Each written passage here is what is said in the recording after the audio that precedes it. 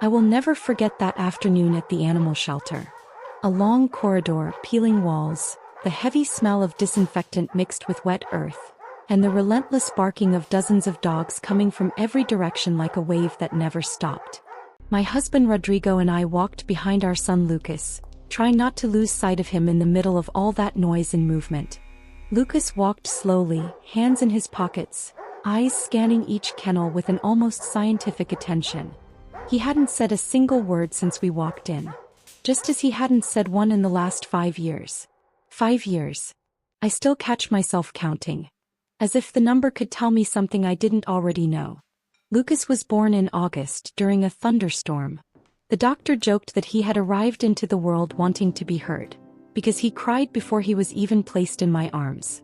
He grew up exactly that way. Loud, curious, impossible to silence. By 2 years old he was already putting full sentences together.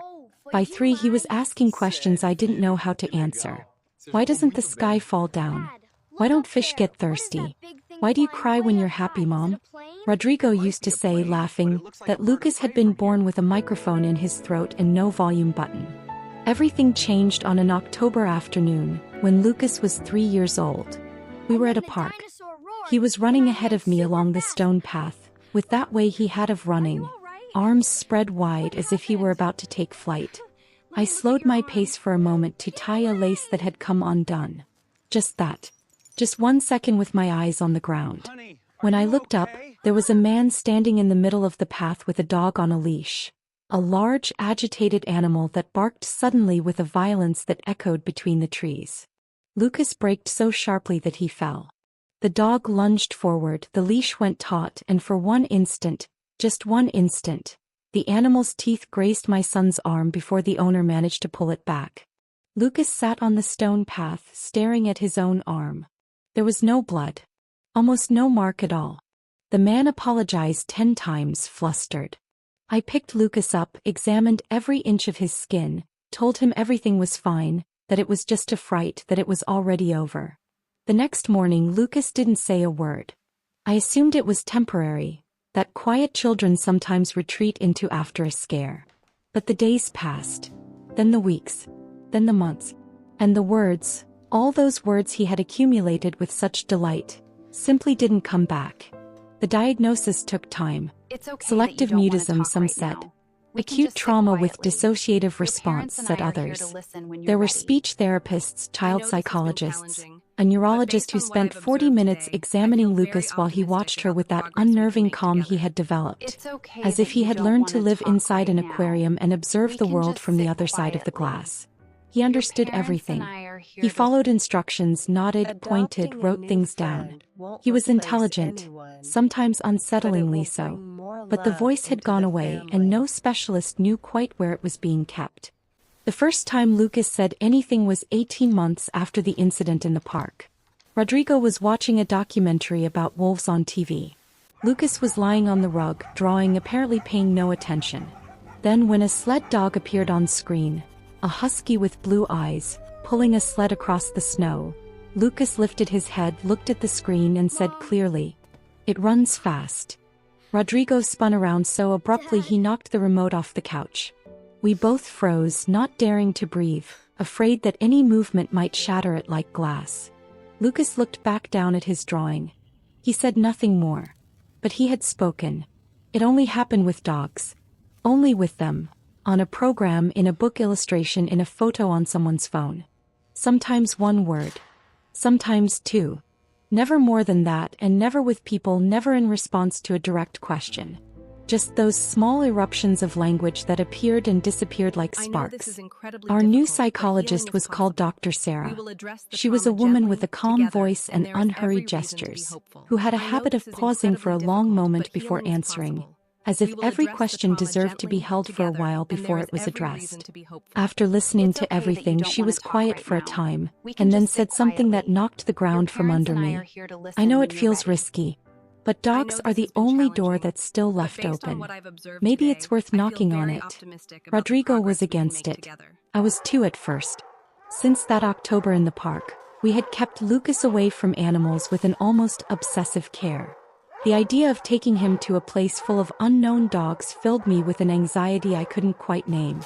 But Sarah reminded us gently that Lucas's fear wasn't of dogs. It was of being caught off guard. Of losing control in one careless second. A shelter, she said, is a place where dogs need someone. Where they wait.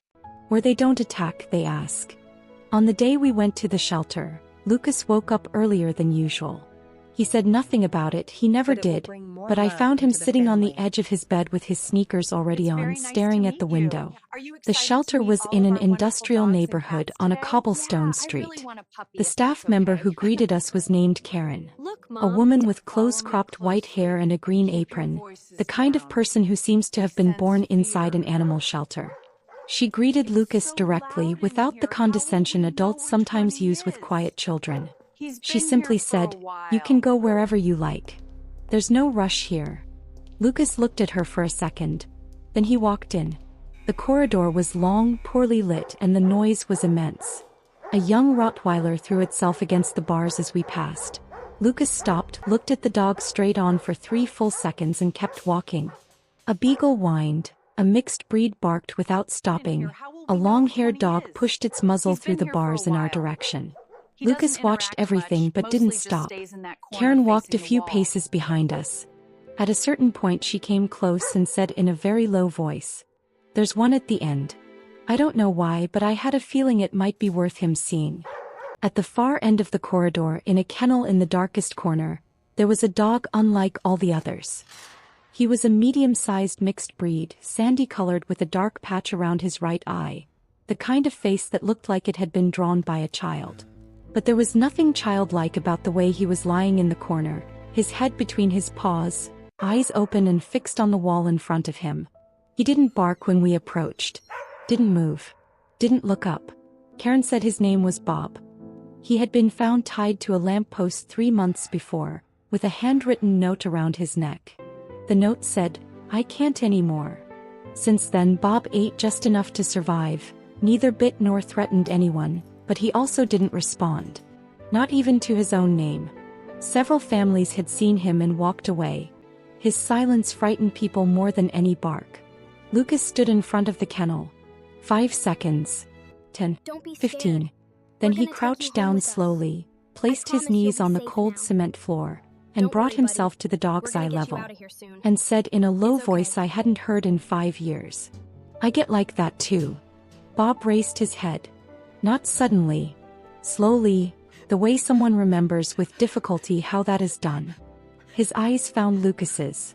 And for a long moment, the two of them simply looked at each other. That 8-year-old boy kneeling on the floor and that dog who had forgotten how to react to the world. Then Bob stood up, walked to the bars, and pressed his muzzle between the iron rails, right next to Lucas's hand. My husband turned to face the wall. I understood. Sometimes the only thing you can do is turn to the wall. Karen went to get Bob's file without anyone asking. Bob arrived home on a Tuesday evening, inside a carrier that Rodrigo had lined with an old sweatshirt of Lucas's. We set him down in our son's room, turned off the light and left the two of them alone. The door left just open enough to hear if anything was needed. For the first week Bob barely left the corner. He ate, drank, used the mat and returned to the corner. Lucas didn't try to force anything. He simply stayed in the room with him, reading aloud, doing puzzles, sometimes just lying on the floor staring at the ceiling. On the 4th night I woke up around 2 in the morning to a sound I took a moment to place. It was Lucas's voice. I got up quietly, walked to the hallway and stood outside the bedroom. The door was slightly ajar. Inside, Lucas was sitting cross-legged on the floor with Bob lying beside him, muzzle resting on the boy's leg. And Lucas was talking, not whispering, talking with that low and slightly hoarse voice of someone returning to a tool that had been put away for too long. I couldn't make out the words, but I could hear the rhythm, that rhythm of real conversation, the kind that rises and falls, that pauses and starts again. I went back to the bedroom. I woke Rodrigo. He listened for a moment, eyes closed, and then said, "Don't go in." And I didn't. 3 weeks later, Lucas came downstairs for breakfast and said, "Bob likes it better when I read out loud. He gets calmer." I set my coffee cup on the counter with such deliberate care that Rodrigo noticed and looked at me. I answered Lucas as naturally as I could manage. Is that right? What book were you reading to him? The one about the boy and the lion. Both. But I think I'll change it. I think he prefers adventure. Rodrigo had to leave the kitchen. From there it was gradual, but it was real. One sentence a day, then two, then a whole conversation about which ice cream flavor was objectively superior. His teacher called us on a Friday evening, her voice slightly off balance, to say that Lucas had asked permission to use the bathroom out loud during class. A completely ordinary thing that she needed to tell us because for us, in that moment, it was extraordinary. 6 months after the day at the shelter, Karen called. I answered and said, "Hold on 1 second." I called Lucas over. He took the phone, heard her voice and said, "Hi Karen, Bob is doing well. He sleeps outside the corner now." Karen was quiet for a moment, then said, her voice slightly unsteady, "I knew it. I had a feeling." One evening, a few months later, I asked Lucas why he thought Bob had managed to do what no doctor had been able to. He thought about it, stirring his spoon around his glass of chocolate milk. With that way he had of turning things over slowly before he spoke. Then he said, "Because he never asked me why I wasn't talking. He just stayed anyway." I nodded as if that were a simple answer. But I kept thinking about it for weeks. Sometimes healing doesn't arrive with a diagnosis and a treatment plan. Sometimes it arrives on 4 legs with a dark patch around one eye, and simply stays, without demanding that you explain what happened, without asking when you'll be better, without needing you to be anything other than what you can manage to be in that moment. Bob found Lucas because they both knew, each in their own way, what it is to sit still in a corner waiting for someone to understand without needing words. And together the two of them found their way back.